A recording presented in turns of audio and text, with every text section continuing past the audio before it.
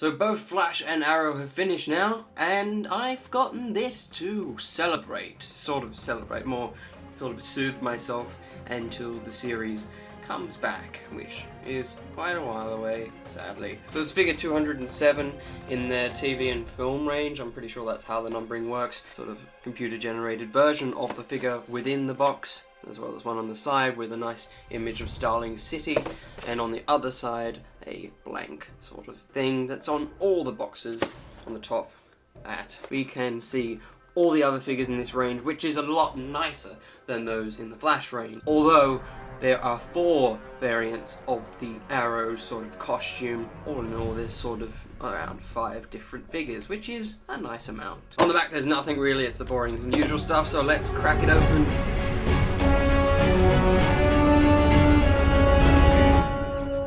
So here it is, the Arrow figure from the CW television series. Now the initial thing I found a bit weird was this green colour. I feel it's a bit too contrasting to the rest of the suit. It might not be the colour itself, but the texture of it, as it's a more matte sort of finish than the sort of glossy nature of the rest of the suit.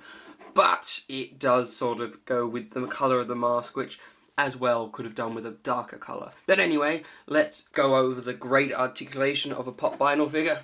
There is no hindrance, so it's a 360 spin. So close up you can actually see that they've included sort of stitching and crease marks in the fabric of the hood, which is great. It's a great attention to detail, as of course it would be sitting on his head quite peculiarly, but you know the one. And there's also a seam that runs from the front all the way down to the back, which is great, as it does on the show. And also we've got some nice creases across there and there. Not completely symmetrical, so it's sort of lifelike.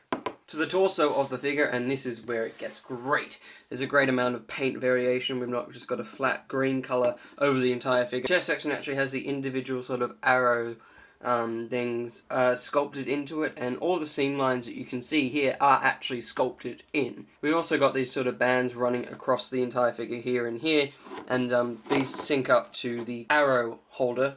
I almost forgot the word arrow, ironically, in this review about an Arrow figure. It also has the arrows moulded into this arm, and on the other side, the amazing bit of detail, they've got the smaller arrows which he sort of flings out of his arm on here, including the straps coming off there. Correct me if I'm wrong, but this is a weird mashup of seasons, because this crossbow is most like his season 1 crossbow. It's not called a crossbow, but you know what I'm talking about. It's more of a wooden sort of, not homemade, but natural sort of looking bow, though it's very nicely painted out. Lots of gold paint variation. It even cuts through his fingers where he's holding it, and it fits nicely into his palm and doesn't look unnatural.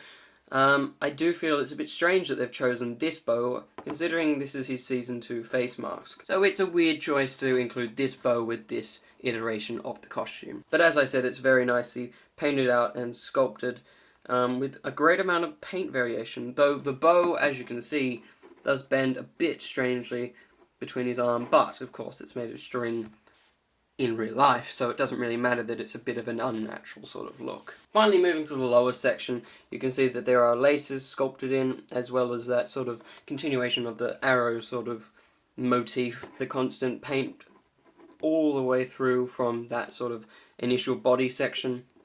There's even a sort of seam line sculpted in between the jacket and also the trousers, and the boots have been nicely sculpted, with even the inclusion of a sort of heel sculpted in. He doesn't have any treads, but he does have a bit of legal stuff, and it also shows not well in this video, but the initial body is that sort of dark green paint. Doing a size comparison between this POP vinyl figure and DC's Arrow Season 2 figure, as well as the Flash vinyl figure, you can see that he stands at the same height roughly, the hood just leaping a little bit over Barry, the Flash, and definitely stands a lot shorter than the Arrow figure. So there you have it, the CW Arrow figure. I do have to say that the white eyes are quite disconcerting to me.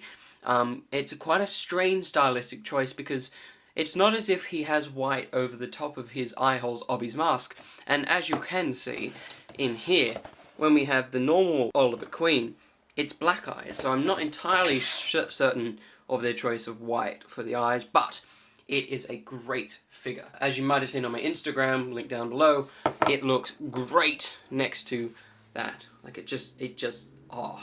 It makes me want to invest in getting the Flash figure for this line of figures. I'm just going to keep putting stuff here, because that's what I seem to be doing.